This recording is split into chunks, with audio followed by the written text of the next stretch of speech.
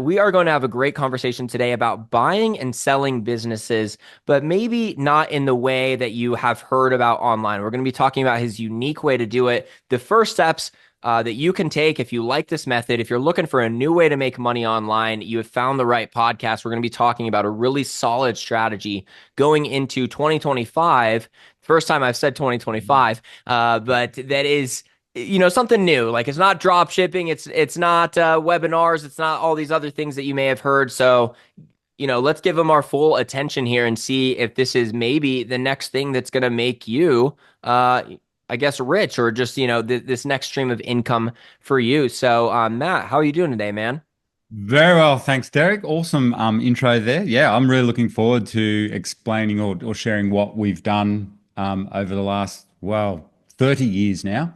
Wow, that's So, amazing. I know you've had a lot of evolutions along the way, but yep. tell me, just give us the macroscopic model of what you're doing right now. What does the model look like nowadays?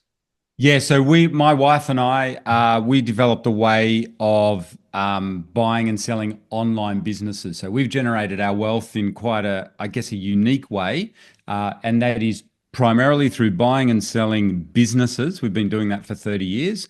But what happened was we evolved to that model to buying online businesses, which we found a lot easier. And in this interview, we can talk about our experience with bricks and mortar businesses as well.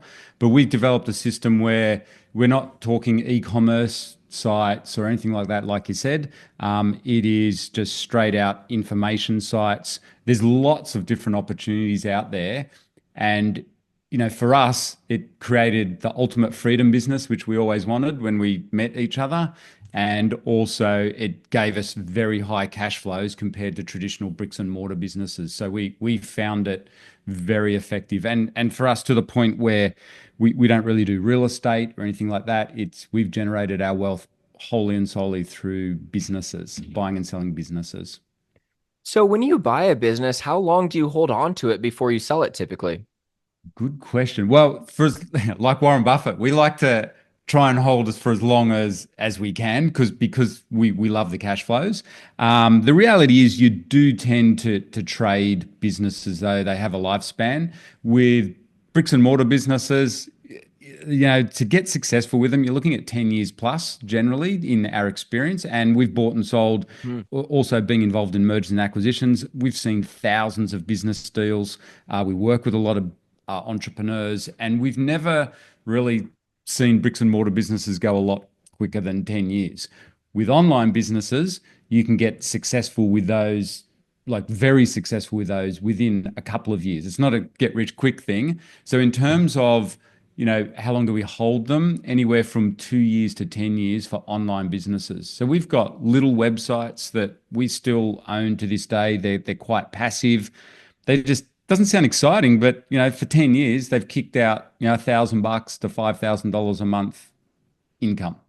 So when you add all that up, it's very very nice income. Like the ROI is through the roof. And then what we tend to do, we don't go in with a strategy of how long do we hold them. It's more a strategy of how does our portfolio work? Because we own a portfolio of websites, which gives diversification and safety. And basically, we're trying to ride the winners and the easy and our best sites, where they're big or small ones, and then we sell off the ones that are underperformers. And so it's a little bit like, I guess, like shares. Oh, okay. So you are holding on to the businesses that end up Yep. proving fruitful for you, and you're selling the ones that don't work great. So it's not like you're flipping businesses like I would think No, flipping houses. Okay, I no. imagine you're like, yeah, we get the business, we run Facebook ads for them, then once it's making all this extra money, we sell it off, you know? I Well, thought it was like maybe a quick turnaround, but that is a strategy. We don't do that ourselves, but hmm. we have friends that do that, and we've helped people do that strategy. It's very, very effective. If you're listening to this, what Derek's talking about, especially if you're good on like Facebook advertising, you can really build up an online business very powerfully, and you certainly can flip them. It's a really good way to, we call it renovate websites.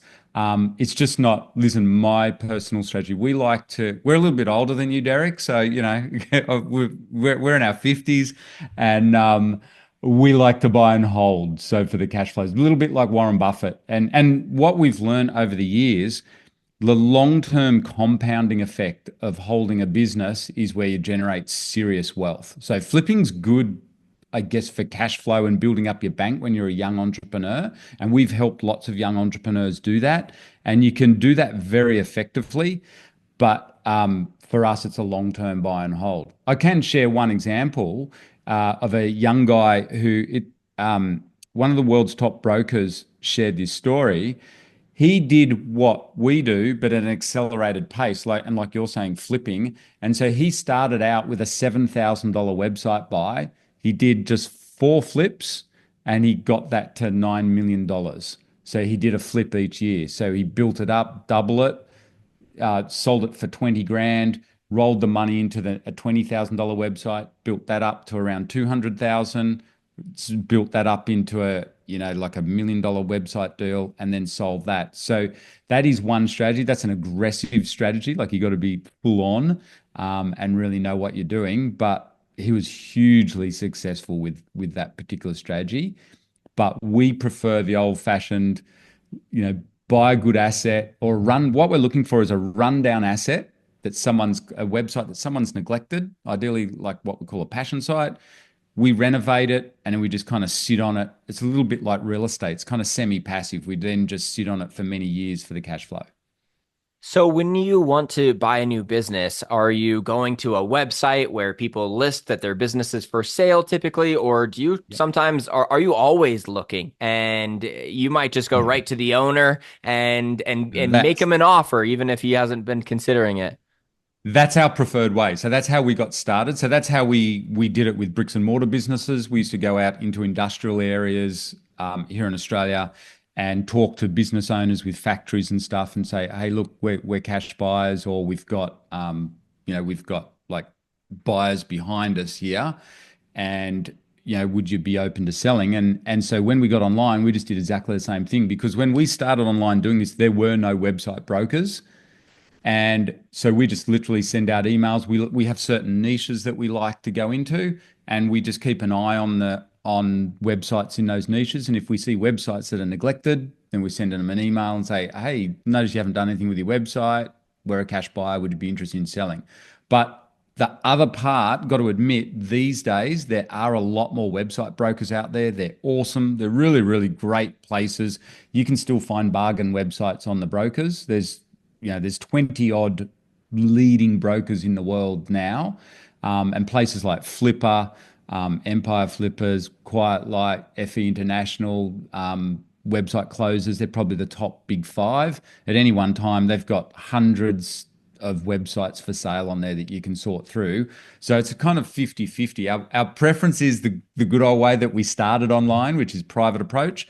But website brokers are realistically, and for someone listening to this, if you're a beginner and you want to dip your toe in the water and buy a small little site like under $10,000, you can just jump on the Flipper and flipper.com, and Hmm. they list lots of little sites. It's like a marketplace for websites. It's a great place to start. So website brokers, and what they do is, not saying you still need to learn how to do website due diligence. So they're like any broker. You need to know what you're doing. So you wouldn't rush out there and buy the first website that you see. But it's kind of 50-50, because brokers collate the best deals. So it's a lot quicker to find deals on a broker side, obviously. So when you're buying a business, you're ultimately saying, I can market better than you guys, is like essentially Yeah, what you're doing. I guess so. Yeah, yeah, yeah. We see it as we can put new energy and our skill sets into a website to renovate it. But yes, you're right. So a great example is, they're coaches of ours actually now, but Nathan and Alexa, they're laptop lifestylers. They do this full time for a living, and they're not gardeners or anything, but they noticed a website here in Australia that had been neglected. It's about 14 years old, and they they sent him an email and said, "What do you?" It's about native Australian plants, and they knew they could market that, like you said, or they could SEO it a lot better with their team. And they just said, "What are you doing with it? Like, do you want to sell it?" And he agreed to just, he goes, I'm not doing anything. I don't make any money off it. You can have it for $400. So they bought this thing for 400 bucks. Now we're in spring right now. That site now is getting around 80,000 visitors. And that $400, now that site makes 4 grand a month off affiliate offers and Google ads. So that's and what they did, you're right, that they didn't do, they have actually added a social media channel to it to drive extra traffic. It's a passion niche. People are passionate about, they want to know how to grow, native plants. And so Nathan and Alexa, they're not gardeners. They just outsource everything. They've got 2 writers that help them write that site, plus all their other sites. And yes, you're right. It's just basically through marketing and adding in, for your listeners, be ideal to add in social media channels. Like, they've built up the Facebook page significantly, and Yeah. it's worked really, really well. So, how often are you just buying the business outright for a flat rate, or are you structuring this like based off of percentage of revenue Yeah. or anything ever? Good question. In these sorts of deals, you tend to buy them outright. So there will be seller finance, and that's big in America, and we buy a lot of sites in America. But generally, with websites, especially smaller ones, because you can buy really good bargain sites under $50,000, right?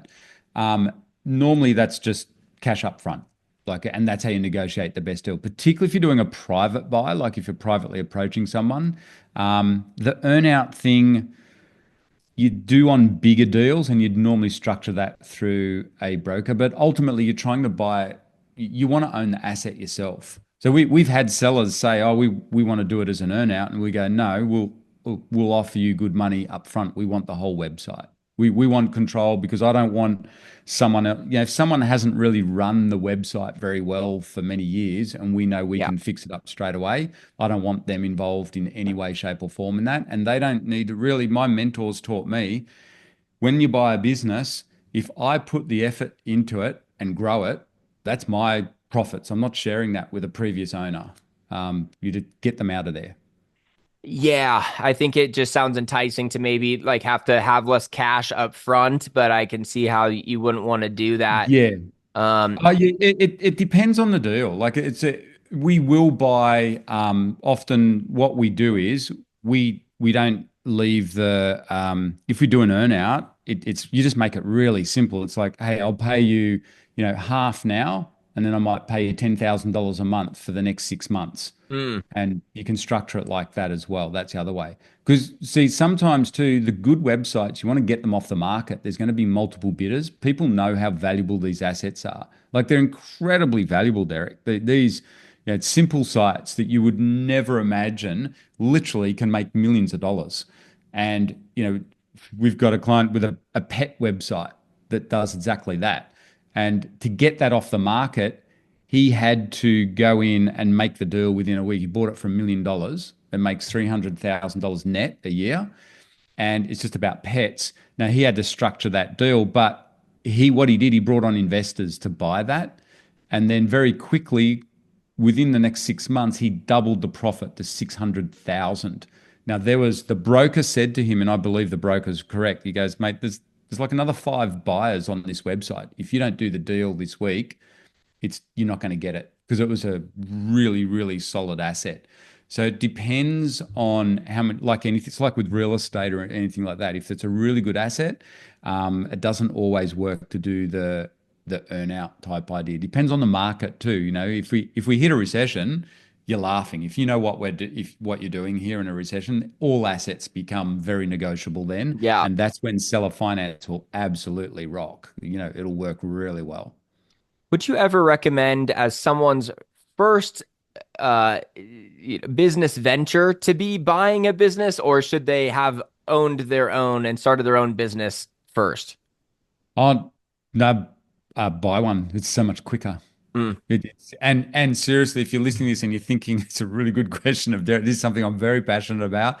After all these years, so we used to work in M&A. So we used to help private equity firms buy bricks and mortar businesses up to around 20 mil and high net worths. And we worked with a lot of high net worths that do this.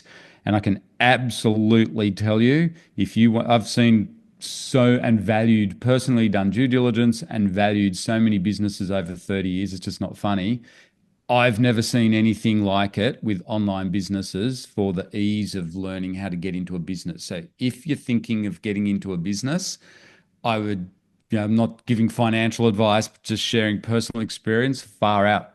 I would certainly look at buying a small online business to learn how to run a business, because you can do small online businesses as a side hustle. You don't have to work on them full time. You don't have to take out massive risks. So, Derek, when we used to sell bricks and mortar businesses, minimum was to get into a good one, you're looking at minimum six figures, hundreds of thousands of dollars. Now, that's a big risk if you're a young person. Liz and I did that. We nearly went bankrupt several times doing it because you're in debt with the banks, right? And they're not kind if your cash flow goes down. Whereas with online businesses, if you've never started a business before, it's great to build one, but it's just so much easier to go out there and buy one that's already up and running and just go low risk. Just buy one under 50,000. Don't, or whatever your budget is. Don't risk the whole house on a bricks and mortar business. Been there, done that many a time, and it's not a nice feeling. And you don't have to these days. So when we started in business, you couldn't easily buy businesses really cheap, but online businesses allow you to do that. And then, with what you teach people, when you think about it, compared to bricks and mortar business, it's a low renovation cost. Driving it with social media traffic or doing a bit of paid traffic to a website that's kind of hasn't had much love and attention on it for 5 or 10 years, that can yield big results. And it's a really good way to learn how a business works and how cash flows work and things like that.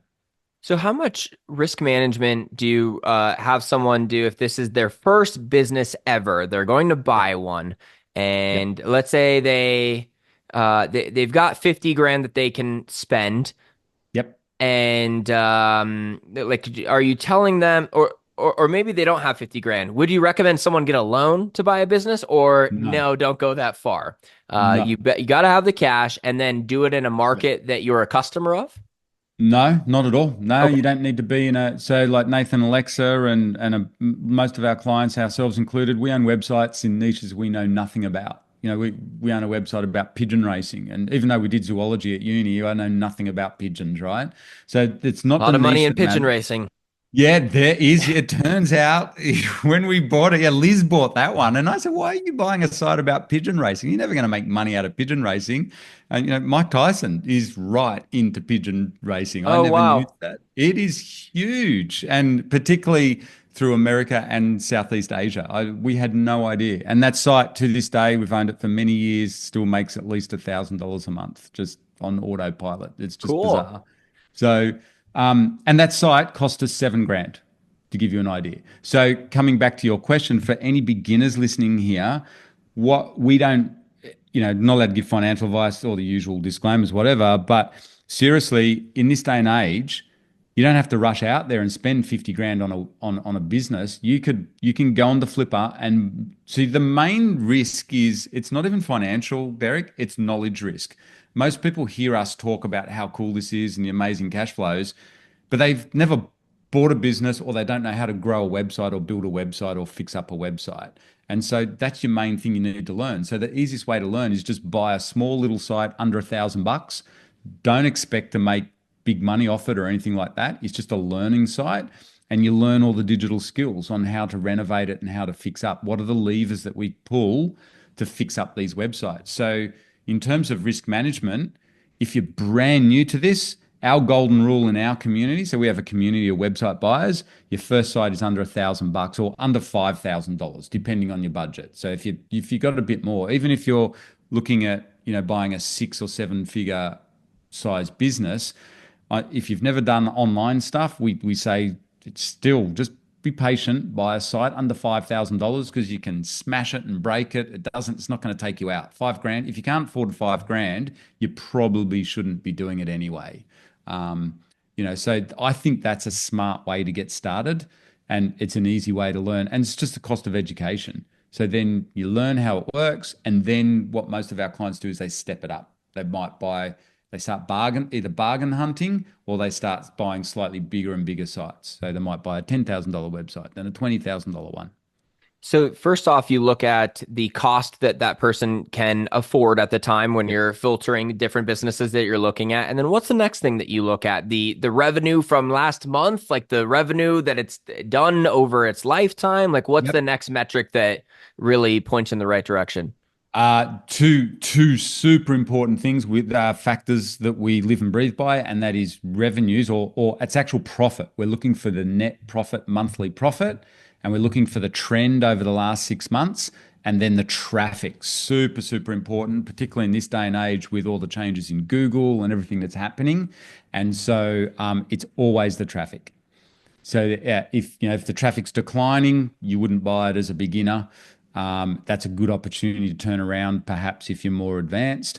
But we're looking for good, solid traffic, which is easily trackable these days. Any website seller now needs to have Google Analytics on their website. It's just if you're listening to this, you don't know what Google Analytics is. It's just a free code that tracks every visitor to a website, and you can literally get access off the seller into the Google Analytics account, so it can't be faked.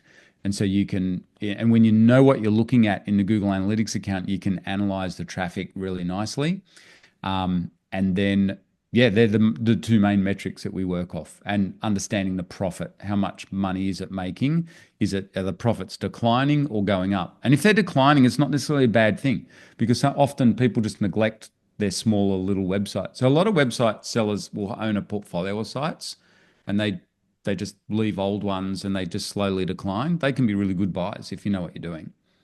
Do you find someone being excited to buy that business being a big thing? Like maybe like the pigeon racing, they're like, I Yep. can see the traffic's there, the profit's there. I don't care at all. Like it would Yep. you tell someone don't do it, or would you be like, you'll care once the money comes? Yeah, you see it all the time. So the main thing is you do need to be logical at the end of the day and do full due diligence. So it's like any investment. So if you're buying, commercial real estate, you've got to know what you're doing and do full due diligence. And it's exactly the same with websites. Yeah, because I've got to admit, even for me, it's really easy to get very excited about some of these websites you see. We just demoed in our community recently a mum blog that was making $1 million a year and selling for 3 million. It's one of the simplest websites you've ever seen. It is literally just about, raising kids and how does she raise her kids in America. And it's a long established blog with a really strong social media account. Everyone that we showed that site to was super excited about it. Like even for myself, we were tempted to buy it. It's such a solid, this lady's built this site up over 10 years. It's a passion site. It's exactly the kind of asset you want to own. Big corporate buyers like those sorts of things as well. So it's easy to get carried away with it, but at the end of the day, you still got to do your full due diligence. Even though it all looks fantastic on the surface, you've really got to be able to dive deep and know what you're buying. And luckily, once you know the skill set, it's easier these days with online businesses compared to bricks and mortar because everything's tracked. Every click, every dollar. It's once you really know, it's easy to see the history of things. And sellers, legitimate sellers, are really good. They should let you see the bank accounts, the Google Analytics, or the advertising revenue accounts. You can get direct video walkthroughs with those. What does the process of buying a business look like? Is it as simple as getting their Instagram and their Facebook login and Yep. having the domain transferred to you, or is there a Yep. big legal contract that must be done? Depends on the size of the website. Once you're up into seven figures, there's legal contracts. But even in the seven figures, the legal contracts aren't as complex as what people think. Lawyers can make it that way, but no, with websites, they're remarkably simple. It's actually a really good question, Derek. It's one of the refreshing. I've forgotten how painful it used to be with bricks and mortar businesses. You had to involve accountants, lawyers, even on small, like, you're selling a business for like 200 grand, 300 grand. That's a relatively small business, bricks and mortar business. It was very painful with accountants and lawyers and transfer and stuff. With websites, you can do the deal in like 48 hours. Literally, you know, um, I'll give you an example. One of our clients, Annette, she's a retiree. She's in a private Facebook group about traveling around Australia. And someone just posted on there, Hey, I've been traveling around Australia as call them grey nomads here. Do you have the same in America? Driving around in RVs and stuff. And so someone posted on there, "Oh, I'm actually retiring from doing that, and I'm selling off my website that I've had for 14 years while I travelled around in an RV or with a caravan, sorry." And no one knew the value of it. So no one offered her anything. And Annette had done our course. And she just said, hang on, that's 14 years old. It had, you'll love this, Derek, it had over 100,000 active members on a private Facebook page. And so, so Annette just said, I'll buy it. And how about 5 grand? And the seller said, yep, because she didn't make money off it. She didn't care. She just said, yep, you can have it. So just the content alone. But in terms of the transfer, it was literally just a private message on Facebook. Hey, I'll buy it for 5 grand. And so then they got on Zoom, sorted out the deal, and that just transferred 5 grand into a bank account. And literally all you do is what you said. You just change over the admin, the Facebook page to Annette, and to transfer the website, you just transfer the files. You get a techie to transfer the files, and the domain name is transferred. It was all done within like 2 or 3 days. Done. And Cool. that site's gone on to make 5 grand a month now. Annette, because she had another site in the travel niche, and she's just monetized it in the same way. She's actually combined them, and she uses the Facebook page. So mind blowing deal. Have you ever had someone that you bought the business from want to buy it back because they see what you did to it and they're like, no, wait, hold on. I didn't know that Yeah. you could do that. Yes, we are not buy it back, but we see this quite a bit with us. We've seen it with us and also with clients. That's a really good question. That's interesting. What they typically like to do is get re-involved with it. So they say, "Oh, I really like what you're doing, and this is a win-win for everyone. Can I come back on as a writer or a guest editor?" And then they get the link back as well for them. So we actually see that quite a bit. So you know how we were saying earlier in the piece, when you buy a website, it's good to, I want to own the whole thing, and we don't need the involvement of the previous owner. But in those instances, especially in passion niches, it's pretty cool to have the old owner go, you know what, this is my baby. I've built it up for 10 years. I'm happy to stay on as a guest writer or as a co. That's how you can transition Hmm. sites that are built around an individual. You often leave them on as kind of like a head of the business still, but they're just part time. Because when people go to sell too, they often just, they're a bit tired. They move on in life. They just want the cash, but they're happy to stay involved in the website. So that works really well. That's a really good outcome. Is it possible to buy a business that was very much based around a personal brand? Yes, it is. Yeah, it is these days. So it's not a lot of beginners, understandably, worry about that. And it's true, you do need to be careful. But we've done that heaps. We used to do that with bricks and mortar businesses all the time when we were working for these high net worths and buying them these businesses. Often businesses are built around an individual person. And typically, what we do is we figured out the strategy back then. You keep the original part of the deal is the original person stays on for 6 months as a figurehead. And then over time, and then you Mm. introduce the new owner as like a guest writer. And it's really easy on websites because you go on the about page, and then over time, you just say, oh, you know, Joe now is taking more and more of a role, and now it's transitioned over. People online now, they've got such short attention spans, they don't notice. So you can have full. We've seen websites that are based literally the domain name of the person. They can still sell for 7 figures. Wow. And so as long as the person stays on. So actually we've got an example. A client of ours, Ashleen, has just bought a crochet site, and it's very much built around the personality or the person. It was a passion site started by a mum, a stay-at-home mum, and she built up a big social media presence. She wanted to sell that site, and it's just like a $20,000 website, and it's really built around her. And for Ashleen, the main concern is exactly what you were saying. It's really heavily built around her, but she bought it at a bargain price because that site is netting like $1,000 a month, and it's a really good asset and gets a lot of traffic. And what we've done is exactly that. So the original owner has agreed to stay on. She just wanted her cash to move on, but she just agreed to leave her name and presence on the website. on the about page, and then Ashleen is now underneath, so to speak, and she's now obviously the main contributor, and she's talking a lot about what she does, and then what the original owner provides one article a month. And then that's a nice transition period over the next 6 to 12 months. And she's more than happy. The original owner absolutely loves the website still and her community. So she's happy to stay involved kind of part time, and it's transitioning beautifully. It's a lot easier than people think. And that site is fully built around the original owner's persona, but it's transferred fine. It's actually doubled in revenues since Ashleen's Wow. bought it. So Yeah, pretty that cool. one I was curious what your answer was going to be. I was thinking there's this a strong chance that you would say no. It's pretty difficult to buy a Yeah. an agency, even like my agency, that is Yep. from people finding me on YouTube to begin with, and watching my videos, and then booking a call with me, and then talking to me the whole way. Like I know the agency owners will still sell their agencies a lot of times, but They do. yeah. The agencies, Derek, is a really, really, that's if you're listening to this, and for you in particular, Derek, if you're into the agency stuff, You're trying to buy my business.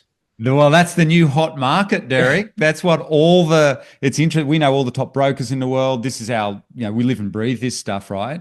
And we've been talking about this for the last 5 years. Digital agencies are about to become very, very valuable assets. So they're not passive as websites, but they're very leveraged, and they're a great way to earn income. And you know who's discovered the value of digital agencies? The big money, private equity Mm. firms, the big buyers doing multi-million dollar deals, and they're quietly going in and buying agencies like yours. And what it would be an earnout. So for someone like yourself, just giving an example, because it is, in your instance, is a really good example of what Derek's asked.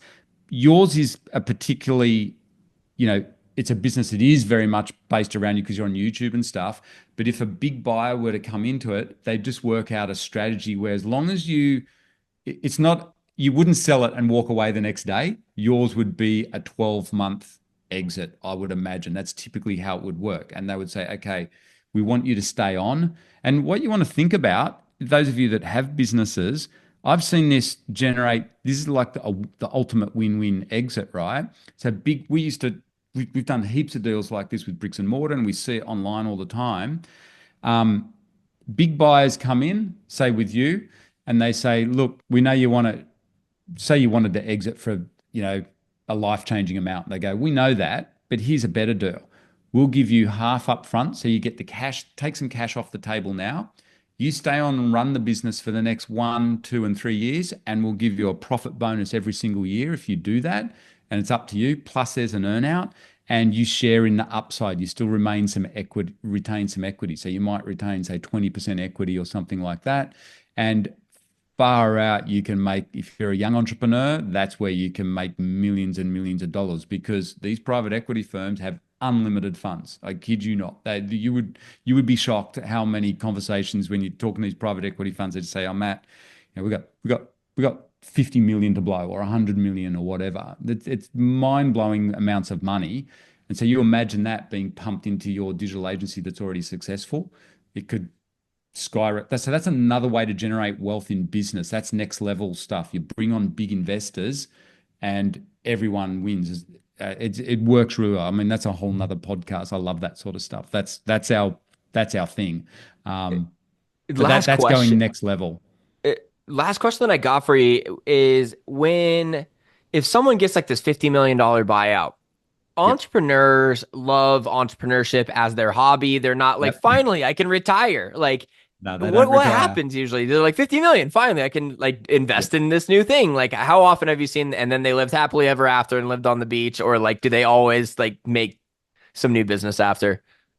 Nearly always make a new business after. So especially the young guys. So a good friend of ours, he built a website here in Australia around reviewing cars. He sold it for $60 million to a big media company at a young age. This was about 3 or 4 years ago. He's on our podcast. You can see the interview. He speaks at all our events. And he just took you get a non-compete for 12 months, And the big corporate that bought him kept him on for a while, but in the end, they just let him go. They paid him heaps of money, and they don't even run that website anymore. So he just started up again, and within, I think it was within 18 months, what took him 10 years to achieve, he's just recreated it within 18 months, and he's already brought on significant investors.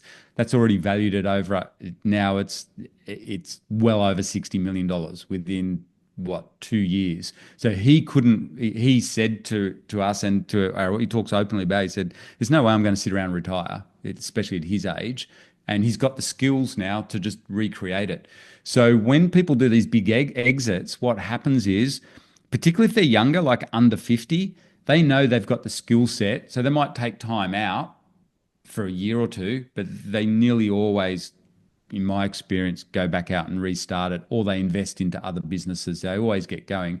We used to have older people come to us because they'd say, "Oh, my wife's kicked me out of the home, Matt. You got to find me a business because I did the sell out, retired. There's only so much golf I can play. I'm sitting around bored, and my wife is sick of me." And literally, I meet the wives and I say, "Find him a business. He's annoying. He's moping around at home." So Mm. normally for entrepreneurs, our experience is you last about 12 months and then you get bored and you got to start something again. So some people do sail off into the sunset, but that's rare in my experience. I would think. Yeah, maybe Yeah. they've got like I've got 8 kids. They would have to have something that would be tying up their Yep. time before they'd get Yeah. bored. Yeah. Interesting. Well, tell me about the masterclass that you have for people who want to learn more about this method. Yeah, so if people are interested in like getting started, so we specialize in just teaching beginners. We don't teach, I love the advanced stuff and things, but our passion is actual teaching beginners how to get online because they often hear what we do and our clients are doing so successfully. So we run a free masterclass on our website, ebusinessinstitute.com.au. And / masterclass. And we just take people through the strategy of how you buy small sites, what you need to learn, where you buy them, how we do due diligence on them, what are the sorts of sites that we like to target, and how we renovate them and fix them up. We don't talk so much about the selling of them. We talk about how you fix them up and hold them as a part of a portfolio. So it's like we know people invest in real estate shares and stuff. We're trying to teach beginners, well, you can own a portfolio of online website assets as well. And what we want to teach people is how to get in small and safe. Just start out small and safe. We can also teach you how to do much bigger deals as Yeah. well, of course. That's our next thing. You got to be on our course for that. But the masterclass just shows that the overall strategy of how it works. Awesome. Well, I will link everything below for you guys. Matt, Thank thank you you. so much for coming on, man. This has been amazing to learn about super interesting stuff. So, yeah, thanks again. Awesome, Derek. Thanks for having me.